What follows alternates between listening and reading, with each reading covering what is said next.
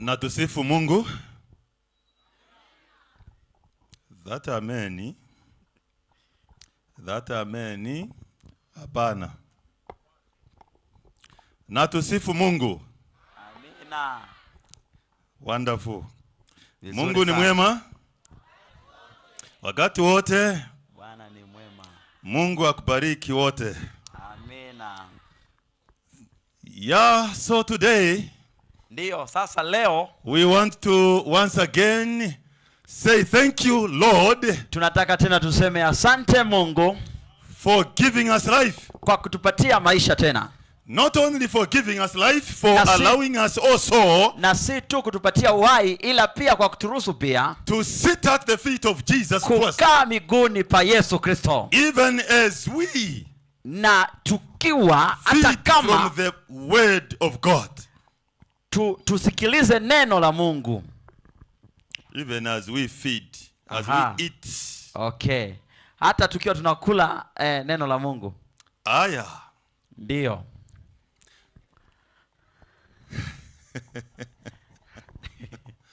May I see all those that are happy to be here? Just raise up your hand. Furaha kuwa hapa. Punga mkono wako. Shout amen out there. Sema amina ya nguvu.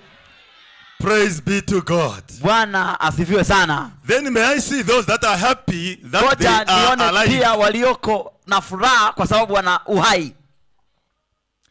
That they are alive. You are happy that you are alive. Yani kwamba una furaha kwa sababu uko mahali hapa. Shout amen. Sema amina.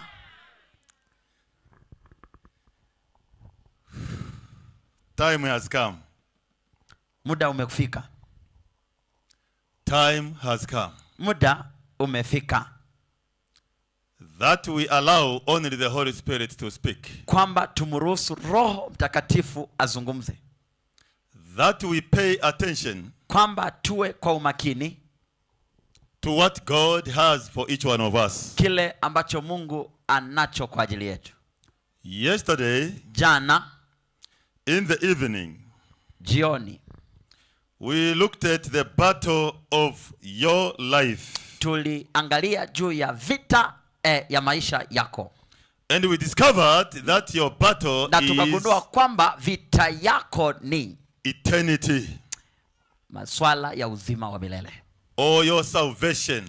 Ama wokovu wako.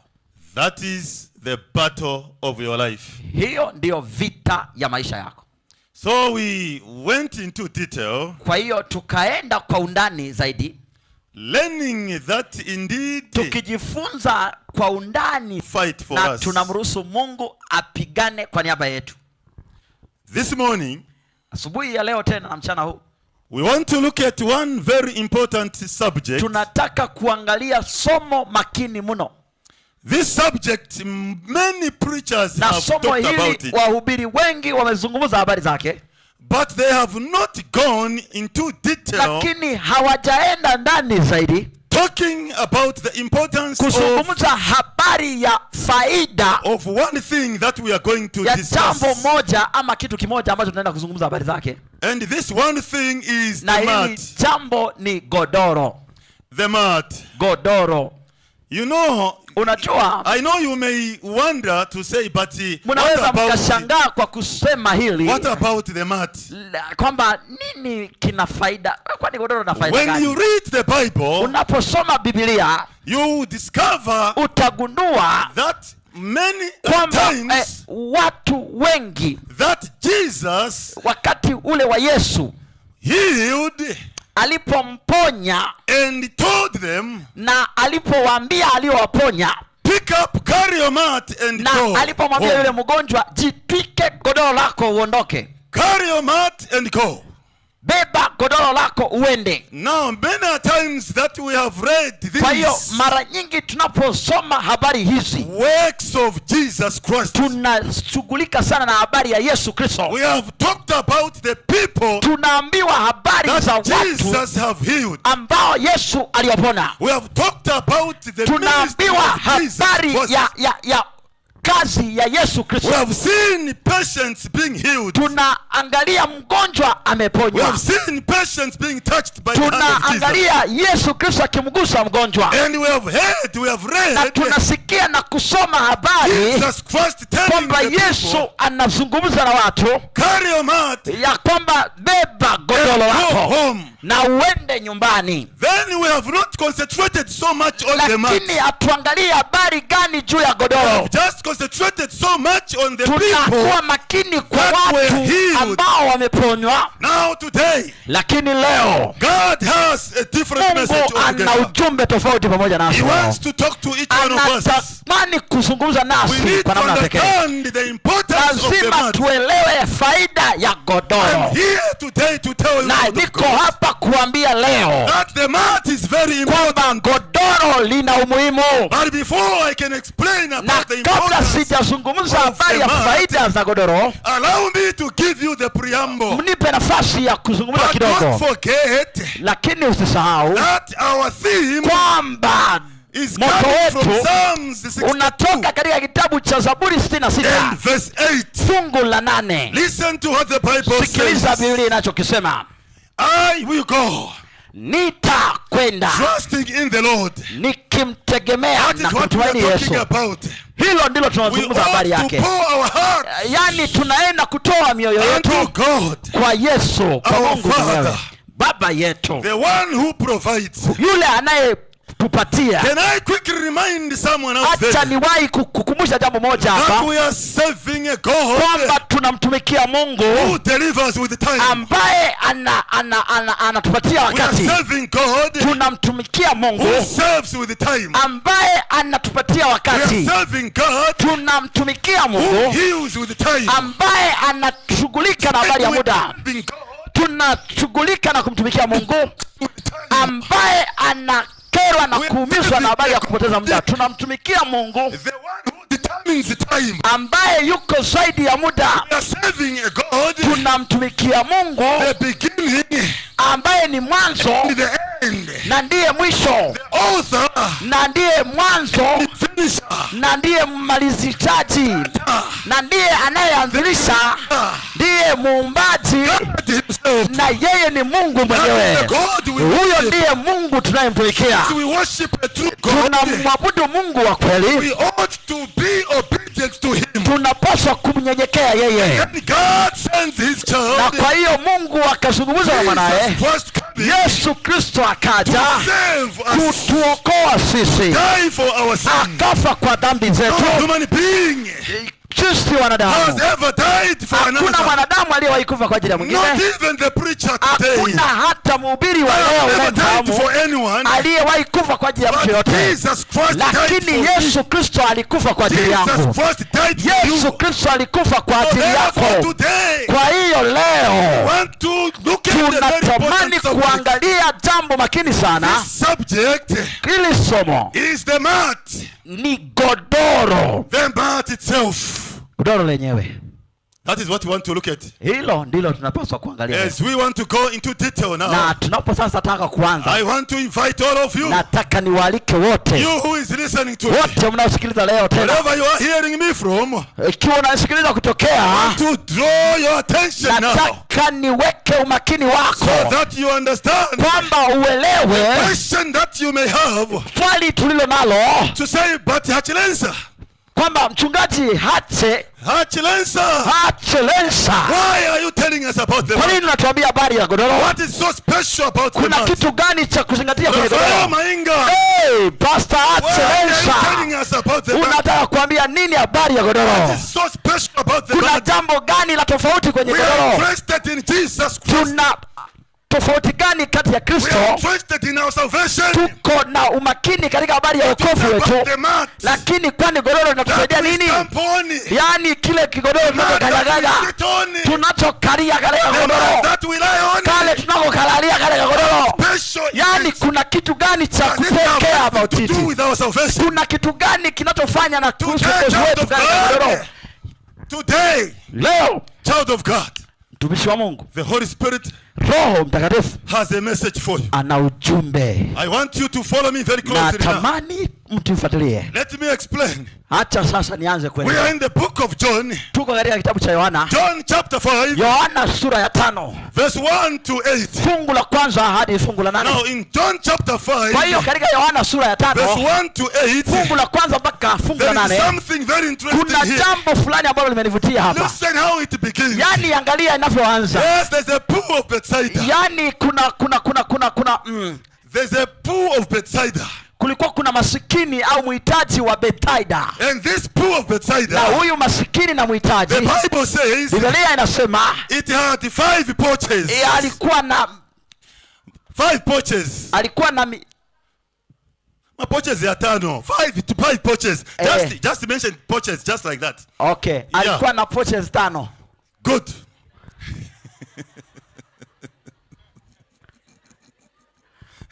Okay. Then the problem. Thank you so much. Okay. So we are told Kwa hiyo tunaambiwa it had 5 porches. kwa hivyo kwamba alikuwa na Read from the Bible. Read from the Bible, verse 1. Verse okay, 1. verse 1 Bible says, read in Swahili. baada ya hayo palikuwa na sikukuu ya Wayahudi, naye Yesu akakwea kwenda Yerusalemu. Na huko Yerusalemu penye mlango wa kondoo pana birika. Aha, kumbe ni kabirika. Kabirika. Very good. Okay. Yeah. Good.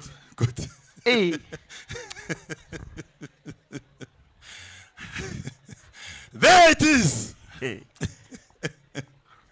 There it is now. Yes. It's clear now. So it had 5 porches. Kwa hivyo kulikuwa kuna mabirika 5. Very good. Ndio. Yes. Shout amen out there. Now, kwa hivi when you look at this pool, ukiangalia huyu mhitaji, it was by the sheep gate. alikuwa kwenye karibu na mabirika haya. So I want you to get one thing here. Nataka uelewe jambo moja hapa. The Bible goes on to say, Biblia inaendelea kwa kusema this pool huyu mhitaji masikini was surrounded by multitudes of people. alikuwa anazungukwa na watu. In the other versions, Na katika mafungu they mengine say a na katika crowd Biblia of zingine people. kwamba inasema kulikuwa kuna watu wengi wanaozunguka, Many people. ikimaanisha makundi When makubwa the ya Bible watu. says multitude, Biblia inapozungumza You cannot count makundi those ya people. watu, You can't ni count them. watu wasioweza kuhesabika, there are too many. ni wengi mno. And this pool Na huyu is masikini surrounded by the crowd of people. alizungukwa na watu wengi, Many people. watu wengi. And when you look at the radius Yani unapoangalia from the watu pool kutoka kwa masikini to huyu where the circle, the person outside the circle is, kwenda kwenye mzunguko wote ulivyo, it's quite big. yani ni umbali mrefu, It's kubwa. ni umbali mkubwa Yeah, it's mno, quite big. yani ni eneo kubwa. And then now there is no space Kwa hiyo hamna eneo lingine where you can pass. ambalo unaweza kupita, maana If watu you are outside wamejaa, the circle, yani nje ya eneo hilo la for duara, you to get to where the ndipo pool unapoweza is, kupata eneo la, you need to actually be lucky. yani lazima upambane ili Because kufikia. everyone there Kwa hiyo kwa maana kila mahali pale wants to get there. kila mtu anataka So aingie they may kwenye not kale allow you kamtungwi. to go Kwa hiyo for them. hakuna atakaye kuruhusu kwenda kwenye So kale now follow me very kamtungwi. closely, child of Kwa God. hiyo rafiki zangu, sikiza niwaambie hapa, Since people are many kwa sababu watu ni and wengi the pool is in the middle, na masikini huyu the mhitaji wa Bible kati ya watu, says Biblia inasema the angel could come malaika angeweza kuja and trouble the waters. na akivuruga yale And maji, when the water is na troubled, maji yanapochemka na the kutokota, one who throws wa himself first kwanza into the water atakayewahi kuingia ndani ya yule would mtungi be healed. ndiye atakayepona. So now follow me closely. Kwa child of hiyo God. sikiliza, mtu wa Mungu, The Bible says Biblia inasema the multitude of people, watu wengi hawa, the umati wa many watu, people that would watu surround wengi the waliokuwa pool, wamezunguka huyu masikini na each mhitaji, had a problem. wote walikuwa na matatizo, Each had a sickness. Kila mtu alikuwa na changamoto yake ya ugonjwa.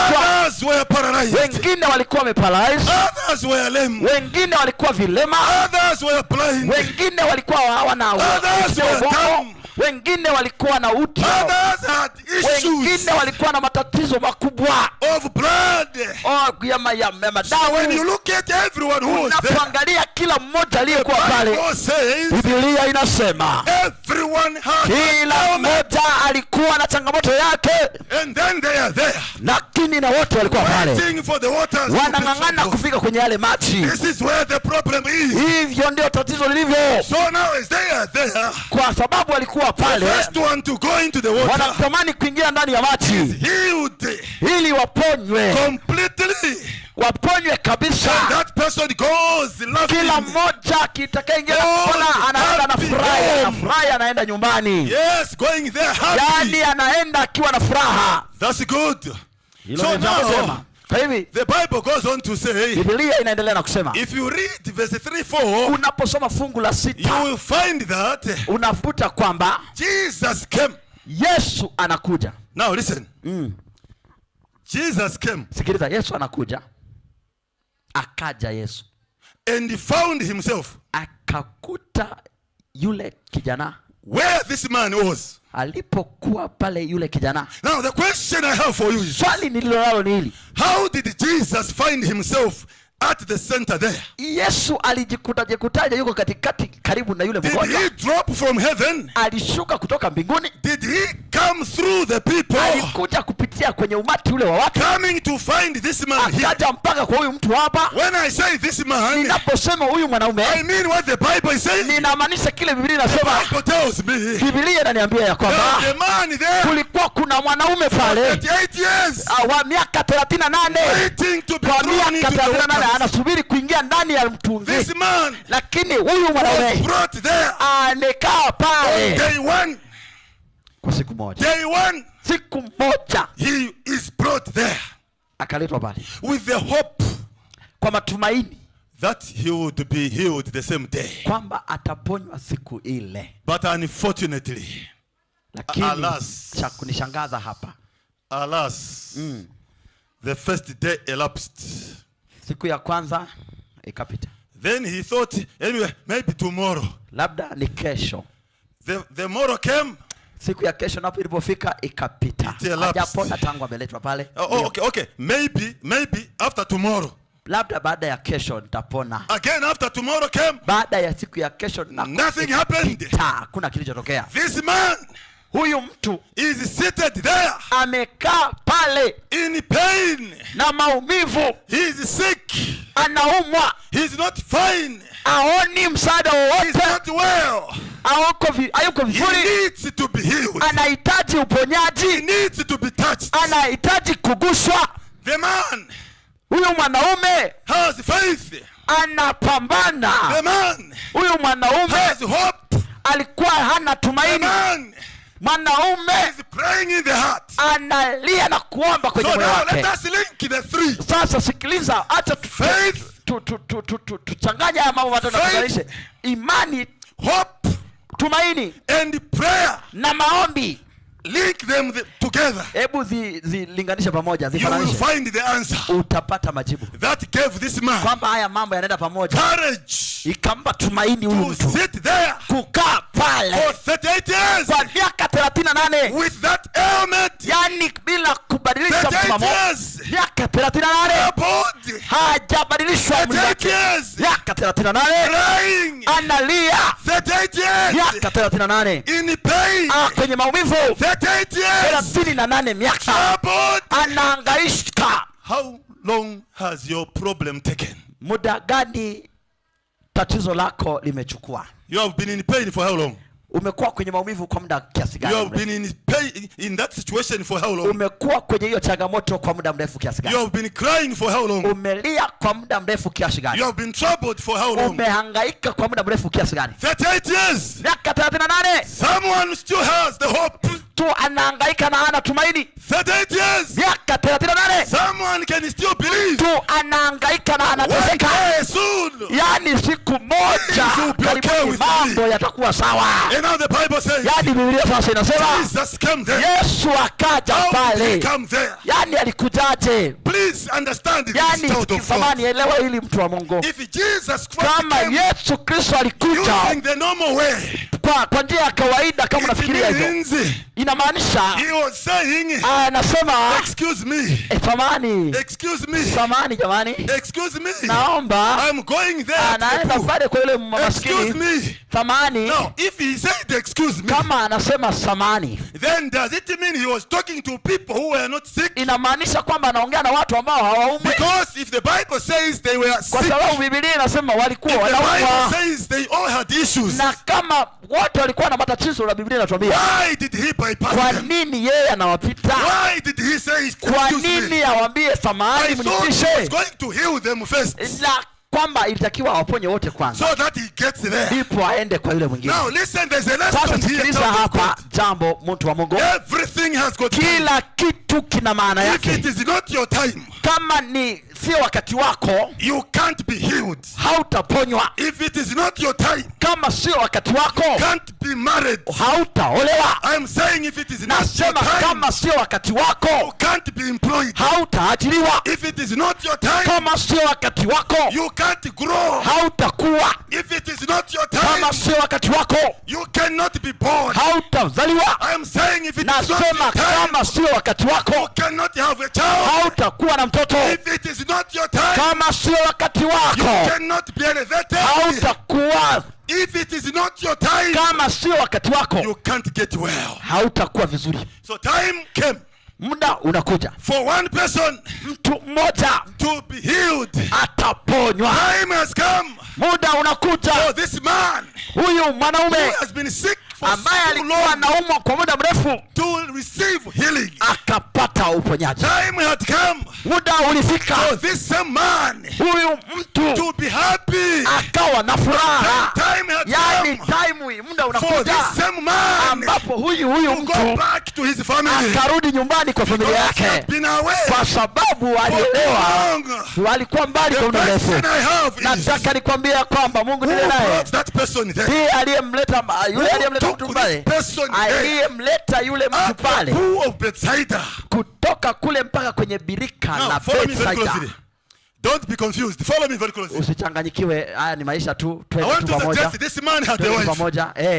Anataka aseme mimi na mke. Yeah, I want to suggest this man had children. Kwamba mimi huyu mtu aliyekuja This pale man alikuwa had na friends. watoto, alikuwa na watoto, alikuwa na mke, This alikuwa na man had rafiki, neighbors. alikuwa na majirani. Huyu This man had church mgonjwa people. alikuwa na washiriki wenzake. By the way, Kwa kweli the temple was just nearby. kanisa lilikuwa karibu na yeye. Then this man had no one Huyu to help him to go into the water. alijua kwamba kanisa linaweza likamsaidia kwenda kwenye Since maji, he had no one to help him to go into the lakini water. mpaka sasa hakuna wa kumuingiza kwenye Come along maji. with me, child of God. Njoo pamoja nami mtumishi wa I want Mungu. to ask a question. Nataka niulize swali. Where were his wife? Uko wapi mke wako? Where were his children? Yuko wapi? Anakaa Where wapi were mke his wako? relatives?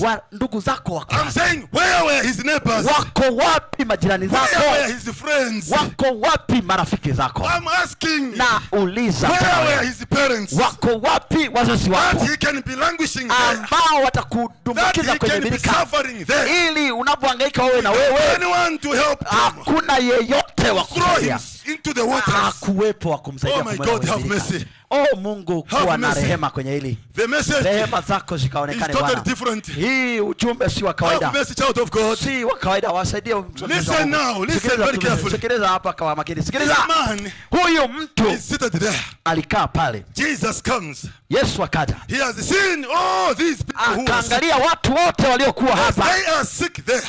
Waliokuwa They wameketi are pale. waiting for their time. Wanasubiri muda wao. My pastor. Yes, pastor. They are waiting for Yani their time. wanasubiri muda wao. Yes. Ndio. Yes, they are waiting for their time. Walipokuwa wanasubiri muda wao, They don't know when their time will come. hawakujua muda wao utafika It's lini. more or less like, you know, you are Yani traveling. inaweza kuwa unajua unaweza tukasafiri. You are traveling. Yani kuna safiri, You are on a bus. uko kwenye basi, And you find there are other people there. unapata watu wako ndani ya basi. If you are going, for example, if you are Ukiwa going to unaenda Mbalizi, mfano pale Mbalizi, you find there are people there unakuta kuna watu that humo are going to, how do you call wanaoenda it? Tunduma. Tunduma, yes. Tunduma. Yeah, others are proceeding. Yani wengine wanaendelea. Now, when you are in the bus there, Kwa hiyo ukiwa kwenye basi, you don't know where others are going. hujui wengine wanaenda You wapi, don't know where you are going. na wao hawajui wewe You unaenda don't wapi. know their destination. Yani hujui uchaguzi wao, Don't know your destination. hujui na wao hawajui uchaguzi And then wako. when your turn comes, Lakini muda wako when you unapofika, reach where you are going, umefika, you unapoenda just stand unasimama, and come out. alafu unatoka nje, You go. unaenda. Others will remain in the bus. Wengine wanabaki kwenye basi, Again, when their turn comes, na muda wao they unapokuja, also leave. na wao wanatoka. Others will remain in the bus Wengine wanabaki kwenye basi until at the end, mpaka mwisho. only a bus driver Anabaki dereva wa basi peke yake and a bus conductor na basi conductor will remain, gari. the two of them. Wanabaki wawili tu, Then they will go na wanaendelea, and park the bus. wanapaki They will basi, all come out. wote wanatoka nje. So now life Kwa hivi maisha is a journey. ni safari, It's a bus. ni basi, We are on a journey. tuko kwenye We safari. don't know when our turn Hatujui comes muda wetu utafika to lini disembark the bus. kupaki basi, So since you don't know kwa sababu when your huelewi destination is coming, chaguzi lako litafika you lini, ought to be ready all the time. uwe tayari wakati You are wote. supposed to worship God. Unatakiwa kumwabudu You are Mungu, supposed to hold on to Jesus Christ, unatakiwa kukumbatia Mungu, because you never know kwa sababu hujui your destination uchaguzi wako is coming today. unafika leo. You may die today. Unakufa You leo, may die tomorrow. unaweza ukafa kesho, You may die next week. unaweza ukafa wiki You ijayo, may die next month. unaweza ukafa mwezi You may ujao, die next year. unaweza ukafa mwezi You mwaka don't know ujao. your destination. Hujui mwisho You don't know wako, where the bus is taking you. hujui basi limebeba nini. So we come back to the man. Kwa hiyo tunarudi kwa yule The man mtu, yule is waiting for the water. anasubiri kwenye maji. His focus, Mawazo yake is on the water. ni kwenye maji, On the water. kwenye maji. Where is your focus? Tazamio lako liko kwenye nini? Where is your focus? Tazamio lako ni lipi? His focus Tazamio la huyu mgonjwa was on water. ni kwenye maji. He believed Anaamini there was healing in the water. kuna uponyaji kwenye He maji. believed Anaamini once the angel troubles the water, kwamba malaika anapoyachokonoa He maji, believed. anaamini once he goes there, akiingia he would pale be healed. atapona. This is very fun Hili ni jambo and jema very sana. interesting. Hili ni jambo la kuvutia Come sana. along with me now. Njoo pamoja nami. The focus is on water Mawazo yote na and tumaini not kwenye on maji Jesus Christ. na si kwa Yesu. Are you there? Uko pale? Are you there, child of God? Unafuatilia mtu wa Mungu? The focus is on Yani water. matumaini ya huyu kijana yako That kwenye is maji. where healing is. Yani hapo ndio uponyaji wake Not ulipo. on Jesus Lakini si Christ. kwa Yesu Kristo. Oh my God. Oi, You Mungu have wangu. not heard me. Hamjanisikiliza Let vizuri. me repeat it. Sikiliza, acha nirudie tena. Let me repeat it Ya, now. acha tu nirudie tena For kwa nguvu. people to hear Ili me. watu hao wanisikilize. I'm saying. Nasema Focus is on water. focus au matumaini ya huyo mtu yalikuwa The kwenye faith is on maji. water. Tumaini yake ni kwenye The faith maji. is on water. Yani mawazo yake ni kwenye Not on maji. Jesus Christ. Sio kwa Mungu Kristo. My brother, my sister out Sio kwa there. Yesu Kristo. Kaka, Where is your focus? tumaini lako In mbele your ya Bwana. Christian journey. Kwenye safari yako ya Kikristo. Where is your attention? Tumaini lako na In tumaini liko your wapi? Christian journey. Kwenye safari yako ya Is your kiroho. focus on Jesus Je, Christ? unamtazama Kristo Or your focus is on your au unaangalia ndoa Or your yako focus is on your leader. au unaangalia viongozi Or your wako focus is on your child. au uko na tumaini kwa Or watoto your wako focus is on your friend. au tumaini lako ni kwa Or rafiki your focus is on au somebody tumaini else. lako ni kwa mtu fulani I am hapa. saying the focus is on Nasema matumaini ya kijana There yalikuwa was kwenye nothing maji. wrong. Hakuna kitu There was kile. nothing wrong Hakuna kitu to kilichoharibika. focus on water. Ukiangalia maji. Because that's what the Bible says. Ndio Biblia inatuambia To say when the angel came, malaika alipokuwa akija the angel disturbed the water. alikuwa akiyavuruga yale maji. And whoever went there first Na atakayeingia wa kwanza kwenye was birika healed. ataponywa. Shout amen out there. Sema amina. Are you there following? Je, mnafuatilia? Let's move together. Twende pamoja. Twende pamoja. This is very interesting. Linapendeza sana. Tuendelee tu. Tuendelee, yeah. Okay. Ndio. Let's follow each other closely. Sasa tufuatilie kwa makini. The man is focused. Mwanaume anatumaini is on the water. Kwenye maji ndiko kuna tumaini lake. The great multitude. Umati wote. All the people around the pool. Watu wote waliozunguka. Who were sick. Birika. Waliokuwa naumwa. Their focus. Tumaini lao was on the water. Kwenye maji. Waiting for the waters. Wanasubiri maji. Waiting for the waters. Wanasubiri maji. So that they go there. Kwamba waingie ndani. Then Jesus comes. Sasa Yesu akaja. When Jesus came, alipokuja Yesu, he passed through the people. Akapita katikati ya watu. He passed through the patients. Akapita katikati ya wagonjwa. He passed through the lame. Akapita katikati ya walemavu. He passed through the blind. Akapita katikati ya vipofu. He passed through the dumb. Akapita katikati ya mabubu. He passed through those that had situations. Akapita katikati ya watu wote wenye matatizo hayo. Then what happened? Alafu nini kikatokea? Could it be that they didn't know Jesus? Kujua kama huyu ni Yesu. Because if they knew it was Jesus, kama wangejua huyu ni Yesu, they were not going to give him chance. Wasingempatia nafasi. They were not going to do that. Wasingempatia nafasi. They were going to say, Master, wangemwambia sikia kiongozi, we came here long time ago. Tumekuja hapa zamani mno. We are waiting for the waters. Tunasubiria maji. He was. Tuponye. Touch us. Tuguse. Before you go there. Kabla hujaenda pale. But I want to assume. Nataka nikwambie kwamba they did not identify Jesus. Kwamba Yesu. They did not know him. Wakumfahamu. My brother, my sister. Kaka na dada. Parents out there. Wazazi pale nje. Children out there. Watoto kule mliko. Youths out there. Vijana mahali mliko. How many times has Jesus come into your life? Yesu amepita kwenye maisha yako. Without you bila wewe kufahamu. How many times has Jesus mara ngapi Yesu amekuja kwenye nyumba yako bila wewe kutambua? How many times has mara ngapi umekupishana na Yesu without you bila wewe kujua? It's an issue, dear friend out there. Jambo baya mno rafiki yangu. Fail to identify Jesus Christ. Kutokumfahamu Yesu Kristo. Jesus Christ has visited your home. Kutokumtambua anapokutembelea nyumbani. Come to your family. Alikuja kwenye familia yako. You have not identified him. Lakini haukumtambua. Jesus Christ has come to your home. Yesu alikuja nyumbani kwako. Through a visitor. Akatutembelea kama mgeni. Jesus have come to your place. Alikuja kwenye kazi yako. Through a pastor. Kama mchungaji. But you have failed to identify Jesus. Haukumkaribisha. Because your focus. Kwa sababu wewe una tumaini lako ni kwenye maji. Your focus. Unatumainia on water. Maji. And not on Jesus. Na si Yesu Kristo. If your focus is on Jesus. Kama tumaini lako lingekuwa kwa Yesu. You can identify him. Ungemtambua. Then you can receive him. Ungempokea. Then you can love him. Ungempenda. Then you can obey him. Ungemtii. Then you can praise him. Ungemshukuru na kumtukuza. Then you can shout hallelujah. Ungesema hallelujah. Jesus Christ. Na kama Yesu angefahamika kwenye maisha yako. And if your focus na ungeweka tumaini kwake. Tumaini lako lingekuwa kwa Yesu Kristo. So they did not identify him. Ungemtambua.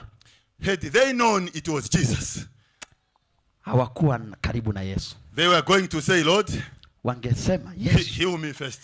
Niponye mimi kwanza. Touch me first. Niguse kwanza. Solve my problem first. Tengeneza tatizo langu before kwanza. You get to the poor. Kabla hujaenda kwa mhitaji yule. Now listen what sikiliza sasa. The Bible is saying. Biblia inachosema. Jesus Yesu arrived where this man was. Akafika huyo mwanaume alipo. As he arrived there. Alipofika pale. Oh my God. Mungu wangu. He went direct to the man. Akaenda moja kwa moja kwa huyo mwanaume. And he looked at the man. Akamwangalia. And he said, akamwangalia na akasema, what do you want me to do for you? Unatamani nifanye nini kwako? What do you want me to do for you? Unataka nikutendee. Lakini uko pale kupoteza muda. You say this, unajieleza, unasema hiki, unasema kile, unasema hiki, unasema kile. Jesus is saying, Yesu anasema, what do you want me to do for you? Unataka nikutendee nini? Am I speaking to someone there? Hivi naongea na mtu hapa? Am I talking to someone there? Naongea na mtu. The question is very simple. Swali ni rahisi mno.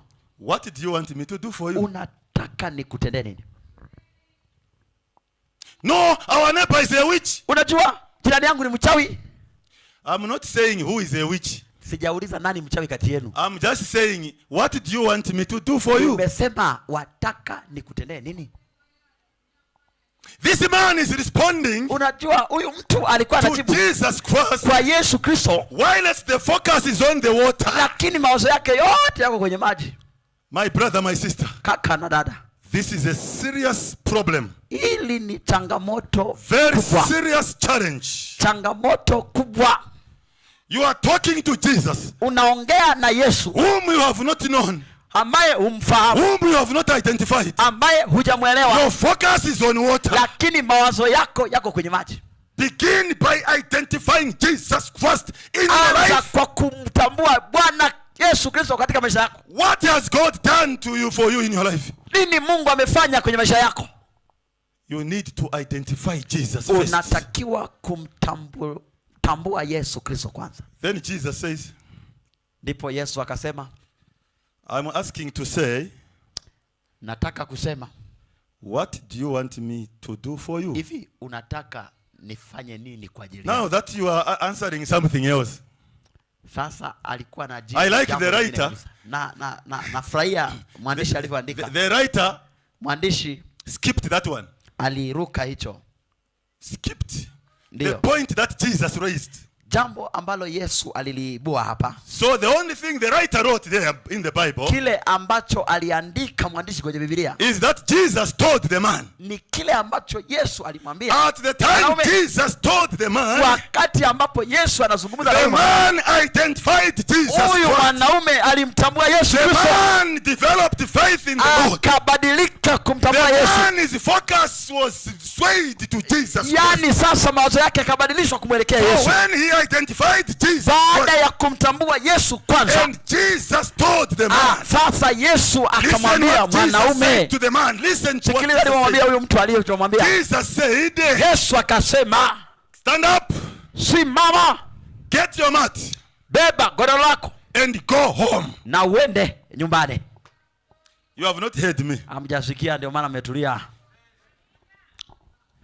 Because if you had heard me, kama ungenisikiliza, you were going to respond. Ungejibu, ungeitika. Jesus told the man, Yesu akamwambia huyu mtu, stand up, simama, carry your mat, jitwike godoro lako, and go where? Uende wapi? Where? In the community. Wapi? Kwenye watu. Where? At church. Wapi? Kanisani. Where? Wapi? In the road. Jiani. Nyumbani. Go home. Go home. Nyumbani. Why is Jesus telling him to go home? Kwa nini Yesu anamwambia aende nyumbani? Why is Jesus telling the man to carry the mat? Kwa nini Yesu anamwambia huyu mwanaume abebe godoro? In the first place, katika fungu la kwanza, the mat stayed there for long. Godoro linakaa pale siku zote. The mat was torn. Godoro linakaa hapo. The mat was smelling.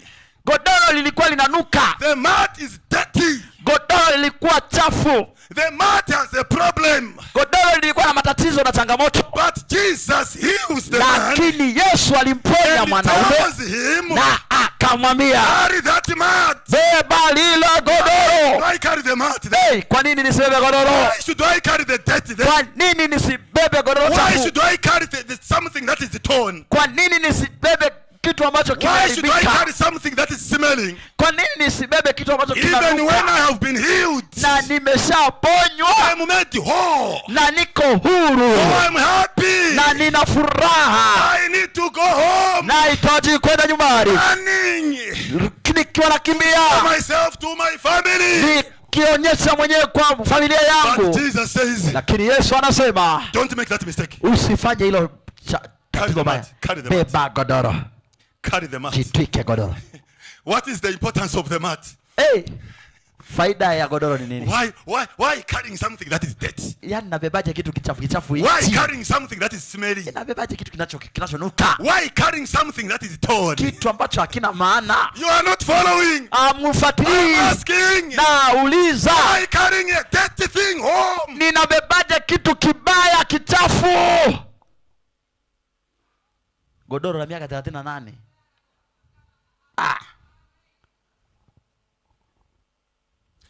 it's not just an ordinary person telling the yani man. sio kwamba aliyekuwa anamwambia ni mzee, angalau angekuwa mzee kama mzee fulani hapa angalau. It was Jesus ni Christ Yesu himself Kristo, kijana miaka hata 30 hajafika, who said, carry the anayesema dirty with you. beba godoro chafu, Go with it. nenda nalo.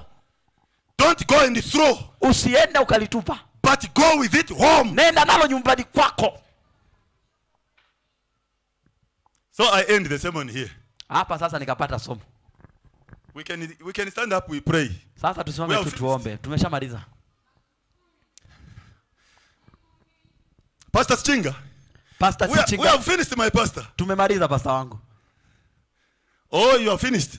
Na ninyi Me, I'm still talking. bado sisi tunaongea. This mat. Hili godoro. Why this mat? Kwa nini hili godoro? Shout amen out there. Sema amina hapo. Unajua kuna waliokuwa nalala, sasa tufanyeje? Why carrying the mat? Kwa nini abebe godoro? Now, Sasa the mat, godoro, number one. jambo la kwanza, The mat is your testimony. godoro ni ushuhuda. You have not heard me. Hamujasikia. The mat is your testimony. Godoro ni ushuhuda. Amen. That's good. Amina, hilo ni jema sana. Now you are responding Sasa properly. mnaanza kuitikia. That is very good. Shout of Hilo ni God. jambo jema mno. The mat is your testimony. Godoro ni There are ushuhuda. some people here. Kuna baadhi ya watu There hapa. are some people here. Kuna baadhi ya watu hapa. Child of God, listen to Mwambie Bwana listen, akusaidie child of usikilize. God. Listen, Sikiliza. there are some people here. Kuna baadhi ya watu hapa. Your brother took you to school. Kaka zenu waliwapeleka shule. Your brother paid all the school Kaka fees. zenu waliwalipia ada. Your brother raised you. Kaka zenu waliwainua. Now that you are Sasa hivi mnafanya now that kazi. you are doing fine, Sasa hivi mnafanya you have vizuri. thrown your brother Lakini mmewatupa away kaka from zenu. your life. Mmewatupa. You are even saying Kila siku mnasema he can calculate what he spent on me. atajijua, mimi nitajijua. Child of God. Mtu wa Mungu. Child of God. Mtoto wa Yesu. Your brother Kaka yako come the mat amekuwa godoro. on him. Unatupa. Jesus is saying come. Yesu anasema beba. Carry him on. Beba. Your parents have been suffering for you. Wazazi wako wamekuangaikia sana. To raise you. Kukukuza wewe. Can't concentrate on them anymore. Hawajali tena. You are even accusing them. Unawadharau. You are saying they are witches. Unasema ni wachawi. Can't talk to them. Hawaongei nao. Can't visit them. Hawatembelei. You can't pay, give them Yani anything. hawapi hata maneno mazuri. Parents have become a Wazazi man. wako wamekuwa Your godoro parents are chafu. smelling. Eti wanatoa harufu. Can't go, where they are. Hawaendi hata walipo. Jesus is saying, Yesu anasema carry them on. beba, wabebe. Carry them on. Beba. I helped you. Beba. You were down. Beba, ulikuwa All these wezi. years, Halikusaidia. they were by your side. Ulikuwa wezi All wakusaidia. these years, Ndio miaka yote hiyo. you used them. Hilo godoro All these lilikusaidia. years, Ndio miaka yote they hii. were suffering for you. Walikuwa wanahangaika kwa ajili They yako. sacrificed for you. Wamejitoa kwa ajili yako. Don't throw them. Usiwatupe. Carry them. Wabebe. Jesus says, Yesu I anasema am the mat myself. mimi ndiye godoro I, mwenyewe. Jesus Christ, Yani mimi Yesu have Kristo been with you. nimekuwa pamoja Even when nawe. you were at the pool of Na Bethesda, hata kama ulikuwa I kwenye was with kijito you. hiki cha all Bethsaida, these years, nilikuwa pamoja nawe miaka I yote was hiyo. protecting you. Miaka yote hiyo All nimekulinda. these years, Miaka yote I hiyo was sustaining you. All nimekubariki. these years, Miaka yote I hii was chatting with you. nilikuwa pamoja na All wewe. these years, Miaka yote I was hii encouraging you. nilikuwa nakutia moyo.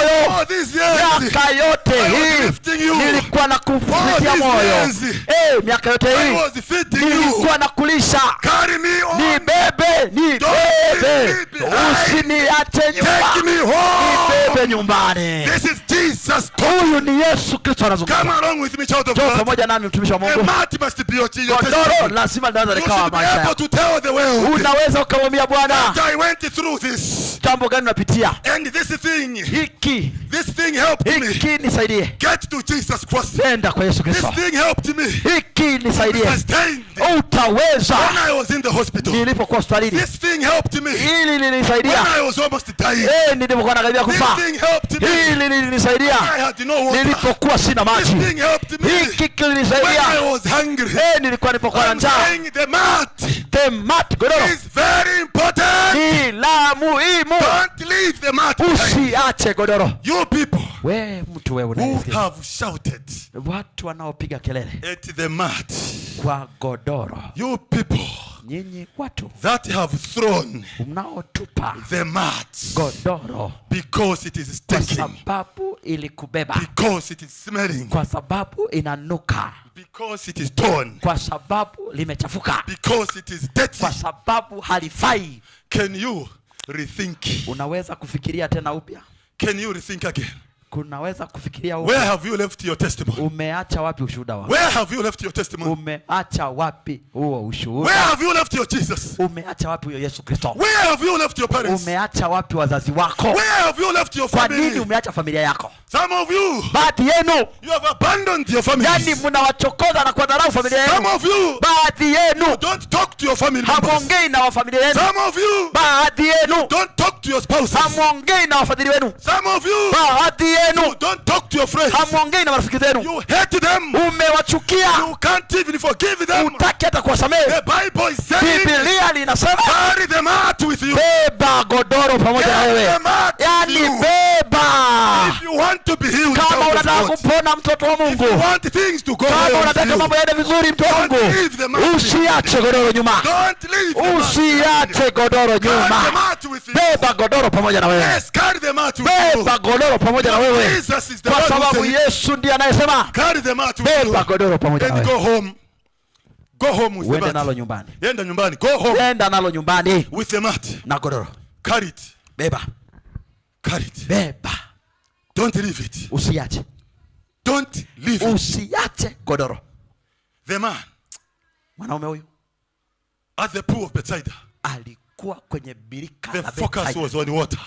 Mawazo yake ni Little did he know tumaini yake ni kwa that he maji. stayed there for that long, Angejua amekaa pale muda mrefu, wasting time. anapoteza muda. Yes, I can say he wasted time. Naweza nikasema alikuwa anapoteza muda, Because if he knew kwa sababu alijua he was not going to be healed by haidi water, kupona na maji yale, he was going to stay home angekuwa amebaki nyumbani, and wait for Jesus angesubiri Yesu akiwa to nyumbani come. aje. Now, come along with me. Sasa When you have nifuatilie. a situation, Unapokuwa na changamoto, you have to be strategic. unatakiwa kuwa na mipangilio. You put yourself Unajiweka mwenyewe at a place kwenye kona where Jesus ambayo Yesu can easily find you. anaweza akakukuta kwa urahisi. Set yourself Yani jiweke mwenyewe in a place, kwenye kakona fulani, in a position yani kwenye kaeneo where Jesus ambako Yesu can find you. atakukuta. So that man Hii sasa huyu baba went akaenda strategically, akajiweka sat near the pool. karibu na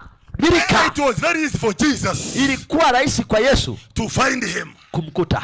Where are you yourself? Hivi uko wapi? What is your position? Hivi umejiwekaje? Where is Jesus going to find you? Umejiwekaje na atakuta As wapi he Yesu? comes to answer to your prayers, Anapokuja kujibu maombi yako, as Jesus is answering to your prayers, anapojibu maombi yako, where is he going to find you? atakukuta wapi? Which position should you position Umejiwekaje? yourself? Yani umejiwekaje? Because you need to be Kwa strategic. sababu unatakiwa ujiweke kimpangilio, Stand, yani usimame, sit yani ukae in a position kimkakati where Jesus will find ambayo you. Yesu akija kukuta. Now, alas to some of us here, Yani baadhi yetu hapa we have positioned ourselves tumejiweka in wenyewe places kwenye maeneo where Jesus cannot find us. ambayo Yesu hawezi kutukuta. Yes, alas, Yani kuna wengine we hapa have positioned ourselves maeneo yetu tuliyojiweka in taverns. ni kwenye shida. We have positioned ourselves Yani tumejiweka wenyewe in adultery. kwenye uzinzi, We have positioned ourselves tumejiweka wenyewe near witchcraft. karibu na uchawi, We have positioned ourselves tumejiweka wenyewe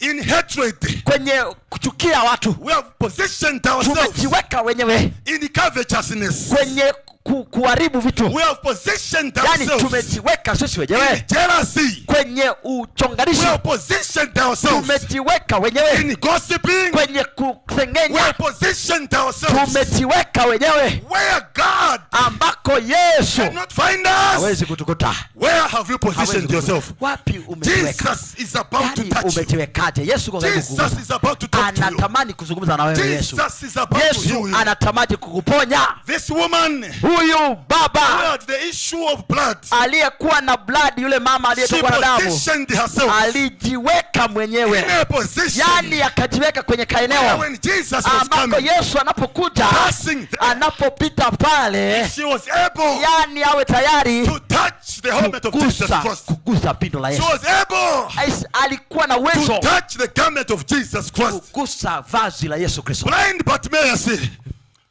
Blind Bartimaeus Kipofu Bartimayo positioned himself alijiweka mwenyewe in a position kwenye nafasi where Jesus would ambayo find him. Yesu atamkuta. Listen, you have not heard me. Sikiliza, I am saying the short Zacchaeus. ninasema yule kifupi kazakayo kale. Yes, he positioned himself Yani alijiweka kwenye mazingira yeye in a mwenyewe, sycamore tree akapanda juu ya where mkuyu Jesus would see him ili properly. Yesu aweze kumwona vizuri. Where have you positioned Hivi yourself? umejiwekaje? Respond. Where have you positioned Yani yourself? umejiwekaje wewe? Where are you crying from? Kwa nini unalia ukiwa wapi? Where are you praying from? Kwani unaomba ukiwa umekaa wapi? Where are you troubled from? Yani unahangaika ukiwa Leave umejiwekaje? that position. Acha hilo eneo Come out uliojiweka, of that place. toka kwenye hilo eneo, Go to the right position. nenda kwenye eneo sahihi God will meet you. ambako Yesu Where atakukuta, Jesus will find you. ambako Yesu atakukuta. Can you abandon that position? Yani si uondoke kwenye hilo eneo, Oh, where when you cry? nenda ambako ukilia, Oh, where when you lift your head up? ambako wenu ukisiweka I am kichwa saying chake. go where when you are troubled. Weka maeneo ambako matatizo yako Jesus Christ Yesu Kristo will see you atakuona and you will come where you are. na utatoka ulipo. Child of God, Mtumishi wa Mungu, time has come muda umefika to understand kuelewa that we ought to position ourselves kwamba tumejiweka kwenye maeneo sisi wenyewe where Jesus will meet us. ambako Yesu atatukuta. Jesus will not meet us Yesu hawezi if kutukuta we position ourselves in wrong kama places. tumejiweka sisi wenyewe maeneo mabaya. Some of us here, Baadhi yetu hapa we are carrying tumebeba grudges. fitina, We are not happy. hatuna furaha, We have hated innocent people. tumechukiza watu We ambao can't wanakosa. talk to them. When Hatuongei we nao, see them, tukiwaona we feel as if we are fainting. tunahisi kama tunazimia. Some of us here, Baadhi yetu hapa we have failed to forgive. hatuhitaji kusamehe na hatutaki kabisa, But then tumeshindwa. you come here Lakini unapokuja hapa to do what? unakuja kufanya nini? To do what? Kufanya nini? No prayer Hakuna ombi that Jesus can answer, ambalo Yesu atajibu, which comes from a person linalotoka kwa mtu who has not forgiven. ambaye hajasamehe. As long as you have something Kwa against sababu someone, una jambo la mtu kwenye moyo wako, no matter how much you pray, haijalishi unaomba no kiasi matter gani, how much you fast, haijalishi unafunga kiasi gani, telling you are wasting your time, nataka nikwambie unapoteza muda. Jesus will not answer. Mungu hatajibu, He will not answer that prayer. hatajibu hilo ombi. You will just be wasting time coming here. Utapoteza muda kuja hapa, Coming here, you are wasting your kuja time. hapa na kupoteza muda. Better you just go back home. Yani bora urudi tu nyumbani. Now I'm here to encourage you, my Niko brother. hapa kukutia moyo, I'm here to encourage you, my niko sister. hapa kukutia moyo dada. Forgive. Samehe, Forgive. samehe.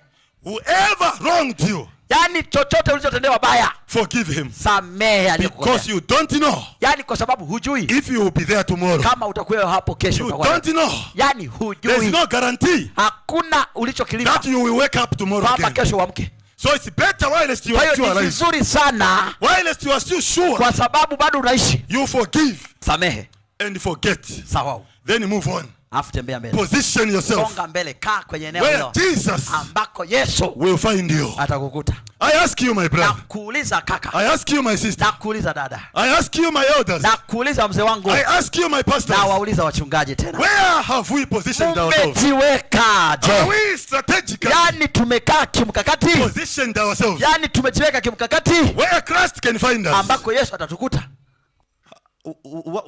What is your response? Nini mwitikio wako? The mat. Godoro. Very important. Ni la muhimu. Very important. Yani ni la muhimu. Jesus is saying, Yesu anasema, what should I do for you? ni kutendee nini? Tell him Anamwambia, what you want him to do for you. mwambie hata wewe leo nini unahitaji akutendee. Tell him Mwambie leo what you want him to do for you. wataka afanye nini kwa ajili yako. Stop explaining. Acha kujieleza. Just tell him Yani wewe nenda direct mwambie what you want. kipi unahitaji. So what do you want? Sasa unahitaji nini? What do you want God to do for you? Unahitaji Mungu atende nini kwako? I've asked you now. Nauliza sasa. What do you want Jesus to do for you? Nini unahitaji Yesu afanye? By the way, have you carried the mat? Hata hivyo, umebeba godoro? Have you positioned yourself Je, umejiweka kwenye eneo zuri where Christ can find you? ambako Yesu The atakukuta? question still remains. Swali linabaki pale pale. What do you want Jesus to do for Nini you? unataka Yesu akutendee? What do you want Jesus to do for you? Unataka Yesu akutendee nini?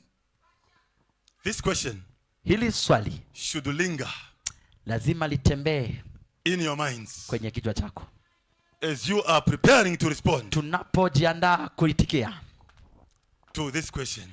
kwa ajili ya hili swali. Christ died for you.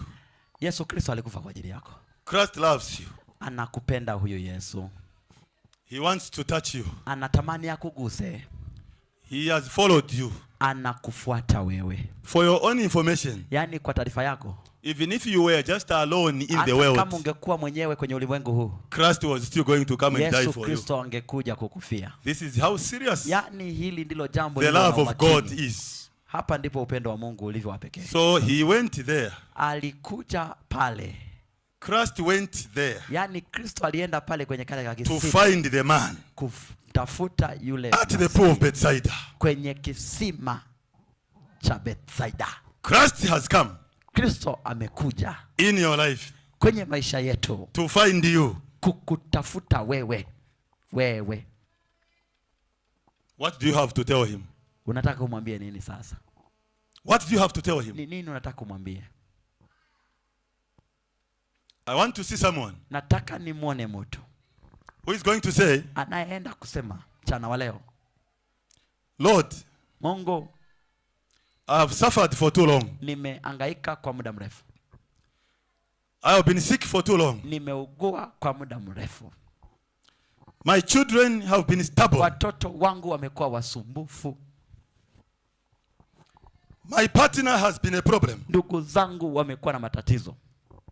I have gone through fire in my marriage. Nimeenda kupitia changamoto za moto katika maisha yangu. My business is not doing fine. Mambo yangu hayaendi. I have no friend. Sina rafiki. I am accused innocently. Nimekataliwa na nimewaumiza walio ambao hawana makosa. Lord, Mungu wangu, have mercy on me. kuwa na rehema kwenye maisha yangu. I want to see that person standing. Natamani kumwona huyo mtu akisimama. Bwana akubariki sana. Bwana akubariki sana. Bwana akubariki sana. Ni rehemu Bwana. Nionee huruma tena. Nifanye upya. Simama pamoja nami. Bwana akubariki sana. God bless you. Mungu akubariki sana. We are praying. Tunaomba. Pastor Sichinga, Pastor Sichinga, come over, my friend. njoo tu huku mbele.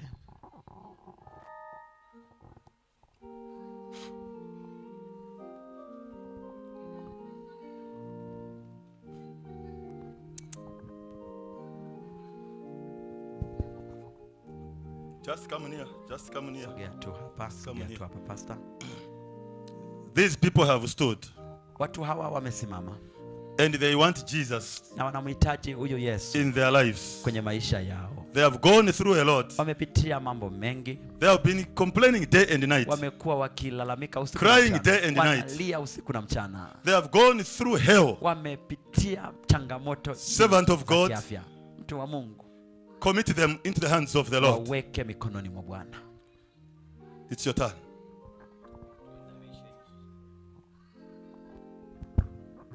Tuinamishe nyuso zetu kuomba. Baba wa milele na Mungu mtakatifu uishie mbinguni, mchana wa leo tunakutukuza kwa mtumishi wako mchungaji Owen Hachilensa kutusafirisha katika kisa muhimu sana katika maisha yetu, kutusafirisha na hatimaye kuona upendo wako kwa mgonjwa yule. Maana kulikuwa na mkutano makubwa, ni yeye tu aliponywa, na kwa ni wakati ule tu tumetambua jinsi tulivyokwenda mbali na mapenzi yako. Tumetambua jinsi tulivyo na mashaka dhidi yako. Tumetambua jinsi ambavyo hatukuthamini. Kupitia somo la leo, kupitia hotuba ya leo, tumeyaona makosa yetu. Umetusafirisha kutoka mbali.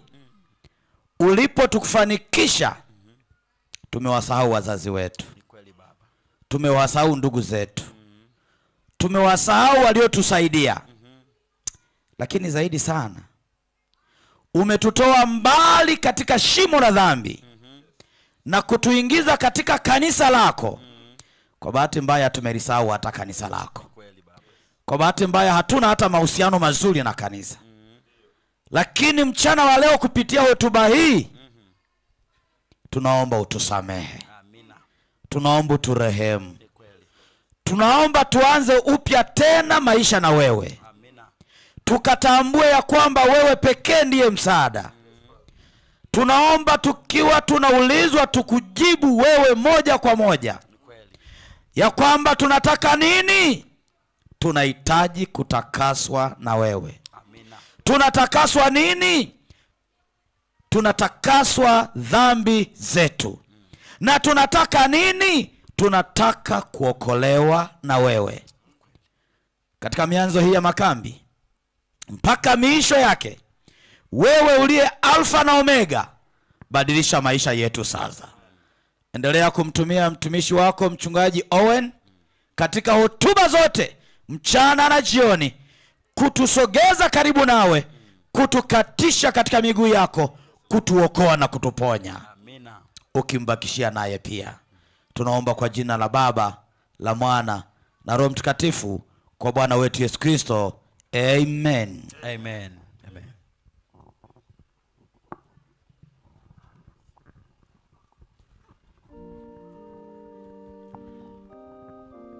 Mungu akubariki wote. Tutaonana jioni la leo.